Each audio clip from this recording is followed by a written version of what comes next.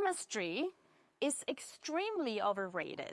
It should be valued because I think it's important, but it's extremely overrated.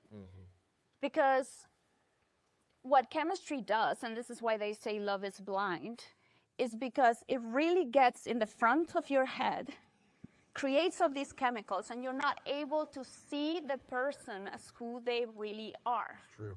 You're feeling these chemicals and you think you like the person, but what you're liking is the chemical reaction that person is creating in you. You don't know this person. How can you really like them or love them? So that's why I'm a firm believer in the advice that my parents always told me, which is spend time getting to know the other person. And everything that comes your way is just information.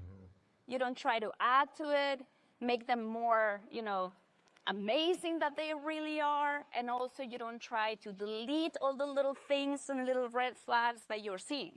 Everything is information. And you don't, what I've heard you talk about is like not choosing to be with someone based on potential. No. Why not? Because then you're basically going to spend a lot of time to try to mold them and make them or encourage them into becoming that potential. But every person is just living their own life. Nobody wants to be changed. Saying to a person, you should do this, you should do that. No, nobody likes that. I guess it's different if you're seeing that someone's taking their own actions and they're becoming something. Yes, then that's you can be different. Inspired by that potential. Yeah. But if you're like, wow, they're so good, but they could be so much more, but they're not taking any actions to show it, then that's not the same. And that's why I think the key of what you just said is if you're already seeing they're taking action.